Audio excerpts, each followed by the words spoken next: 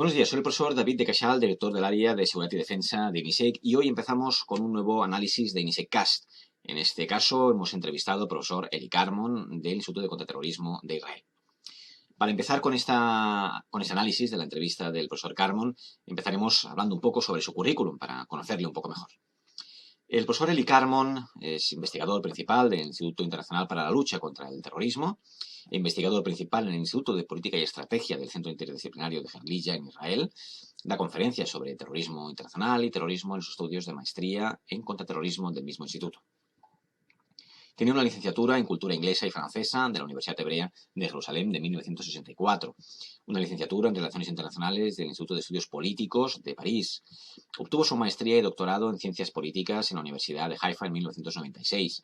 Miembro asociado en el Centro Internacional para el Estudio de la Radicalización y la Violencia Política, el ICSR, en Londres. Miembro del Observatorio Internacional Permanente sobre Medidas de Seguridad durante grandes eventos en el Instituto Interregional de Investigación sobre Delincuencia y Justicia de las Naciones Unidas, UNICRI, en Turín, en Italia. En este marco, el profesor Carmon también participó en los seminarios de preparación de seguridad de la ONU, en los Juegos Olímpicos de Atenas en 2004, en los Juegos Olímpicos de Invierno de Turín de 2006 y en los Juegos Olímpicos de Beijing de 2008.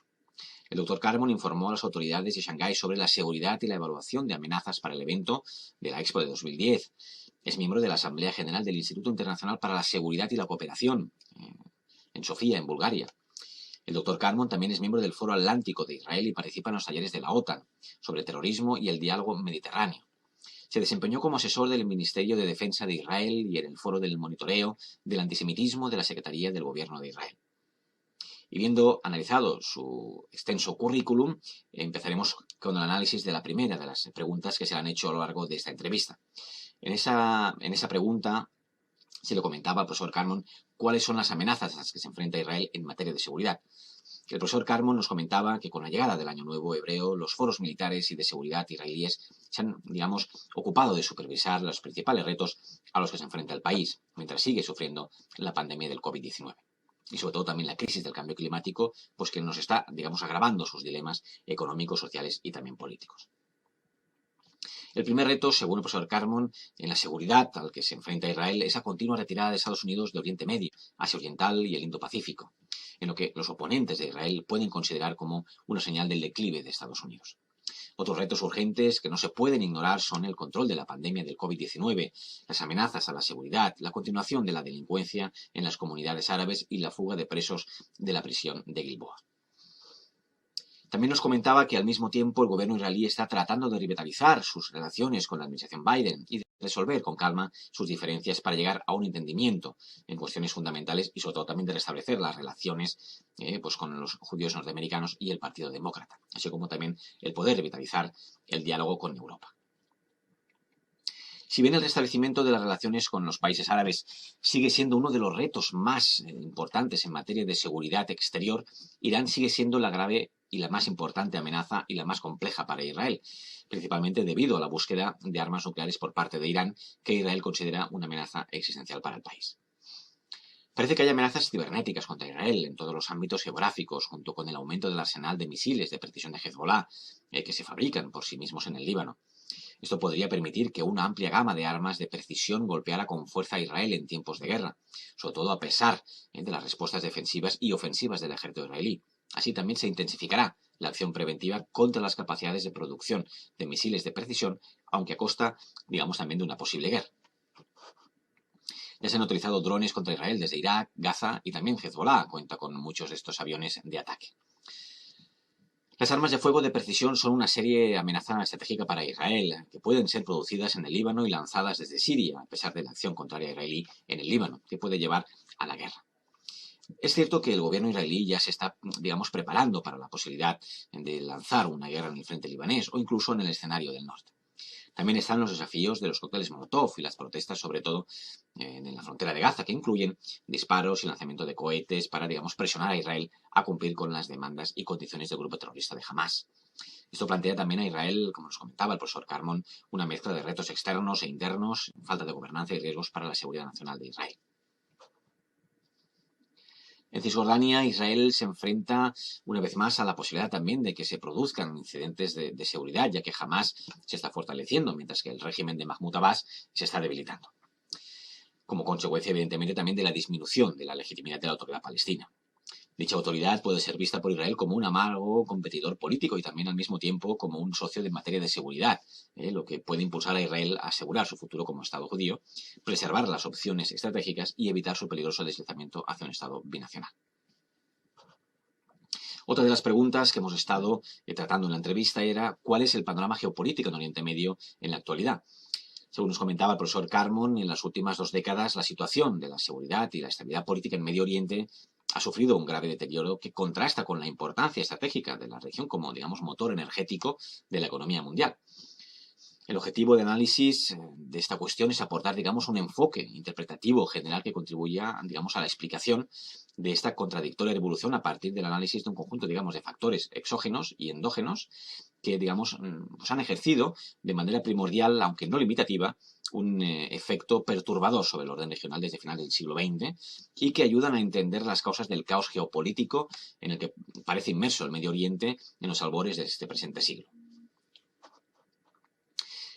Tal como nos comentaba el profesor Carmon, el panorama contemporáneo del Medio Oriente refleja el grave deterioro del orden regional en los inicios del siglo XXI. Después de los atentados terroristas del 11 de septiembre, el curso de la evolución regional siguió una especie de parábola del caos,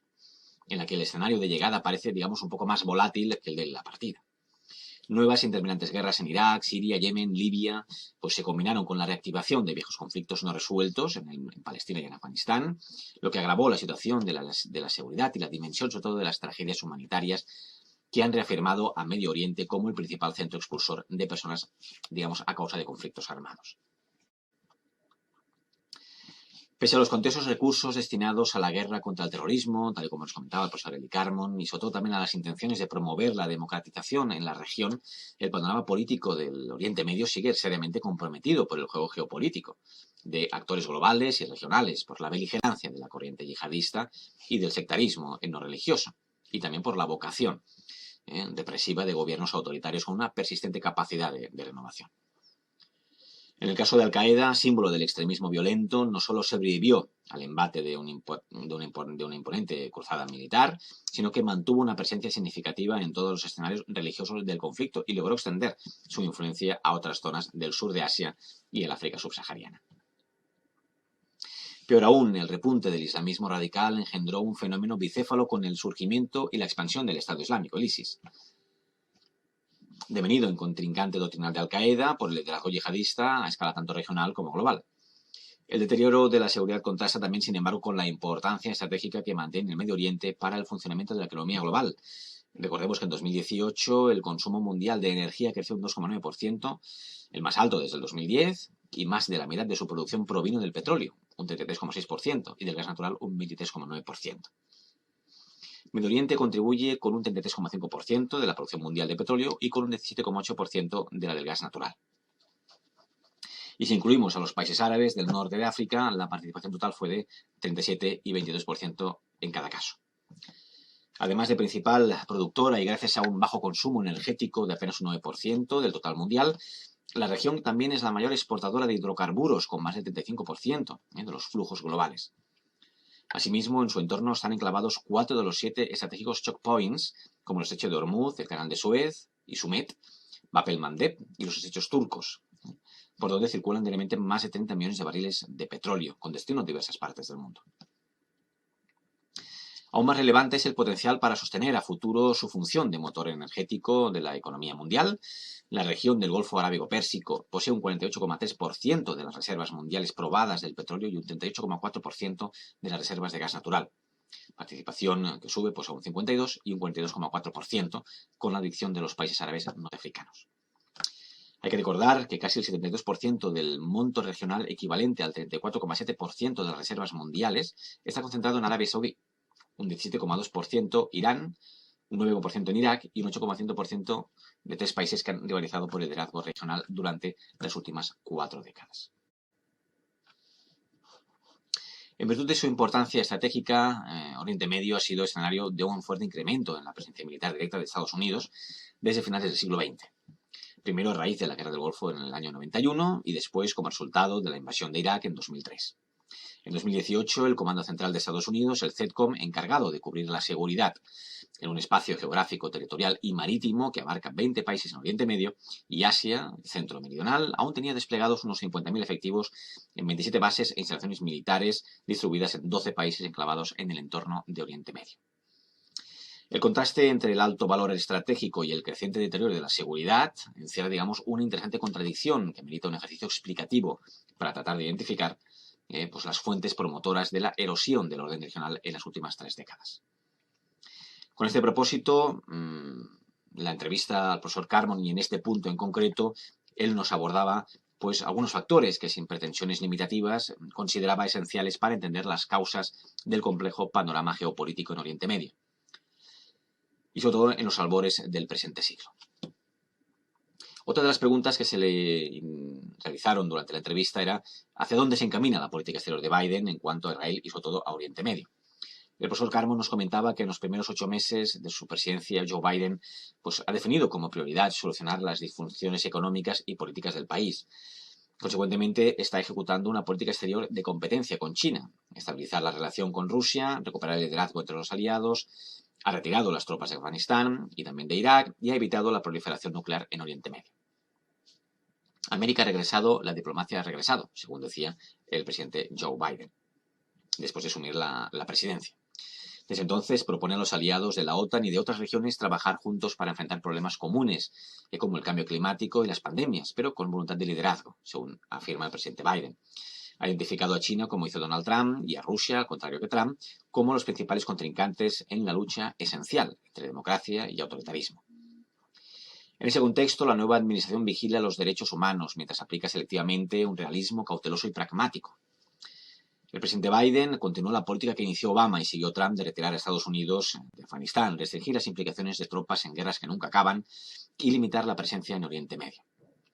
América Latina y África subsahariana también quedan fuera de esa presencia en Oriente Medio y de esa línea de prioridades por parte de la política exterior norteamericana.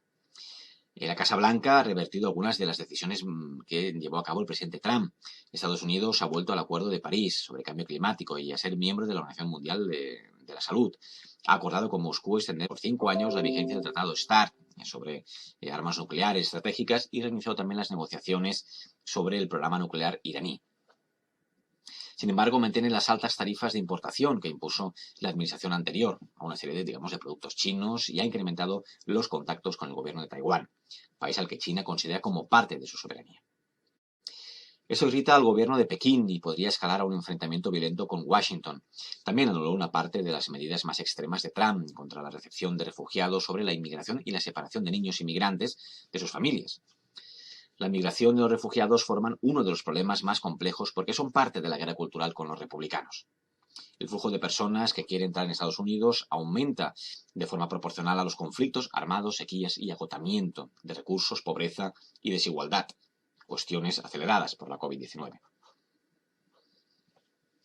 La nueva administración, hay que recordar, tiene un plan de ayuda al desarrollo y fortalecimiento de las instituciones en Honduras, Guatemala y El Salvador, pero cuenta con escaso apoyo de las autoridades locales, poco tiempo para implementarlo y dudosas perspectivas de éxito. Entre tanto, difícilmente demócratas y republicanos llegarán a un consenso sobre la muy necesaria reforma del sistema migratorio y de asilo. Otra de las preguntas efectuadas al profesor Eli Carmon fue cómo afectará a la seguridad internacional en cuanto a la amenaza islamista y el terrorismo yihadista a la salida de Estados Unidos y la OTAN de Afganistán. Como nos comentaba el presidente Joe Biden, que ha sido evidentemente el presidente norteamericano, llevar a cabo esa retirada de Afganistán, el profesor Eli Carmon nos comentaba, argumentando 3 razones de peso sobre ello, ¿no? 1, que los norteamericanos están cansados de las guerras sin fin. 2, que la amenaza que supone Afganistán no es la misma que hace 20 o 10 años. Y 3, que resulta imposible forjar un gobierno competente en Afganistán. El acuerdo alcanzado en 2020 por el presidente Donald Trump y los talibanes ya había establecido un plazo para que las tropas norteamericanas se retiraran totalmente del país tras casi 20 años de guerra. Biden amplió el plazo hasta el 31 de agosto, pero manteniéndose firme en su deseo de poner fin al papel militar de Estados Unidos en el país afgano. Y evidentemente rechazando las críticas tras la rápida conquista del país por parte de los talibanes y el colapso del gobierno y el ejército respaldados por Estados Unidos. La administración Biden sigue afirmando que un Afganistán liderado por los talibanes no constituye una amenaza que justifique una presencia continuada de efectivos norteamericanos. Un claro error por parte de la política militar, en este caso del presidente Biden. Además, Estados Unidos desea centrarse en sus prioridades estratégicas, que están dando paso a una nueva era en la política exterior de Estados Unidos. Pero los errores en los planes de evacuación y la imagen de Estados Unidos humillado también pueden tener sus consecuencias, aunque no tan dramáticas como algunos han anticipado. El debate sobre la permanencia o no en Afganistán dejó de existir ya hace tiempo en Estados Unidos. En política exterior había crecido el rechazo a la gran estrategia de la posguerra fría, que se había convertido en una vana, búsqueda de un orden y una coherencia en un mundo cada vez mucho más complejo, por lo que cada vez era más difícil dar una respuesta estratégica única a una gran variedad de riesgos como el que se enfrentaba a Estados Unidos en su política exterior, sobre todo en Afganistán. Además, hay que recordar que republicanos y demócratas llevan tiempo debatiendo sobre estrategias que implicaran la reducción de la presencia militar norteamericana en el exterior y se ajustaran cada vez más no solo a sus intereses vitales, una estrategia de política exterior que resultara, de la combinación de cierto retraimiento global y, por lo tanto, la retirada paulatina de algunas de sus fuerzas del mundo, con una restricción o limitación de sus compromisos de seguridad en el exterior. Al mismo tiempo, se forzaría a otras naciones a ocuparse de su propia seguridad, rompiendo además con impedimentos morales y de credibilidad de Estados Unidos. Teniendo en cuenta todas estas premisas, encajaba perfectamente acabar con el compromiso norteamericano en Afganistán. Joe Biden llegó a la Casa Blanca dispuesto a abordar la crisis de solvencia de la política exterior de Estados Unidos y, por lo tanto, con la idea de no incurrir en obligaciones externas que, excedieran en dinero, armas y voluntad de desplegar dichos recursos de forma indefinida y en todas partes. Porque, la competición entre grandes potencias en las que también está inmerso ahora todo el mundo, pues con China y con Rusia como las principales competidoras, los problemas de insolvencia podían ser incluso mayores para Estados Unidos. Evitar intervenciones innecesarias en el extranjero significaba además respetar lo que una mayoría de estadounidenses espera y pide desde hace mucho tiempo, que es centrarse en las necesidades domésticas y en la salud y en la democracia de los Estados Unidos, en la salud y la democracia de su propio país. Biden lleva además muchos años siendo claro con las denominadas Endless Wars, las guerras inconclusas, que implican un gran despliegue de fuerzas norteamericanas en conflictos sin un claro objetivo estratégico. Como vicepresidente, Biden pidió en 2009 la retirada de las tropas de combate de Afganistán, abogando por mantener una modesta fuerza antiterrorista en el país, en lugar de enviar decenas de miles de tropas en sucesivas oleadas de refuerzos, como finalmente decidió hacer la administración del presidente Barack Obama. Los talibanes per se no son nuestro enemigo, llegó a decir el presidente Biden en 2011, un craso error, porque evidentemente los talibanes y Afganistán van a convertirse en el epicentro de los grupos terroristas contra Occidente, distinguiendo entre los grupos terroristas que amenazaban a Estados Unidos y los talibanes, que amenazaban al gobierno afgano. Biden también se opuso a otras intervenciones, como la de Libia, lo que ponía en evidencia que tenía el carácter necesario para retirar a las tropas de esas zonas de combate. Otra de las preguntas que se le han realizado al profesor Eli Carmon durante el análisis de esta entrevista son, por ejemplo, la última de ellas, si Irán es una amenaza latente para la seguridad de Israel ante la proliferación de su programa nuclear y sobre todo también de sus grupos terroristas como Hezbollah o Hamas que ponen en peligro la seguridad de Israel. El profesor Eli Carmon nos comentaba que la amenaza de Irán sigue latente y lo han demostrado al anunciar la prueba con éxito del nuevo misil Shahab-3 de 2.000 kilómetros de alcance, durante las maniobras que unidades navales y aéreas del Cuerpo de los Guardianes de la Revolución ensayan en el Golfo Pérsico.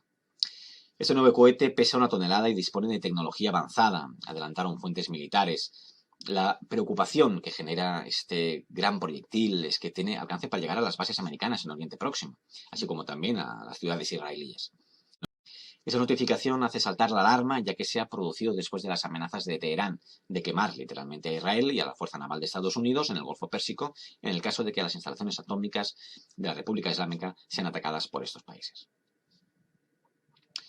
Han sido ensayados numerosos misiles tipo Shahab 1, 2 y 3, así como de los modelos Fateh, Conquistador y Zilzal, Terremoto, todos de fabricación nacional. Las pruebas quieren demostrar nuestra determinación y capacidad frente a los enemigos en las últimas semanas, donde han amenazado a Irán con un lenguaje agresivo. Esas son palabras que declaró el general Hossein Salamni, citado por la cadena iraní. En los ejercicios bautizados El Profeta Más Grande, e iniciados hace algunas semanas en el Golfo Pérsico y el Estrecho de Hormuz, en la entrada de esta vía marítima, Hay que recordar que han sido probados también con gran éxito, aviones sin piloto para objetivos de combate y reconocimiento, según afirmaban las fuentes militares iraníes. Las maniobras de los Pasdaran o Guardianes de la Revolución, una fuerza considerada la columna vertebral del régimen islámico de Teherán, comenzaron un día después de las que unidades navales de Estados Unidos, Reino Unido y Bahrein realizaran cerca del estrecho de Hormuz, que los iraníes amenazaron con bloquear si se les atacaba. Por su parte, Estados Unidos no cesa en su empeño de exigir a Irán que ponga fin a los ensayos de misiles. El portavoz del Consejo de Seguridad Nacional de la Casa Blanca, Gordon Sondland, declaró que el desarrollo por parte de Irán de cohetes balísticos es una violación de las resoluciones de la ONU y algo completamente inconsistente con las obligaciones de Irán ante el mundo. El ministro de Defensa de Irán, Amir Hatami, amenazó con arrasar Tel Aviv y Haifa en el caso de que se cometa un ataque después de que su homólogo israelí Benny Gantz anunciara que actualizaron los planes para atacar a las plantas nucleares iraníes.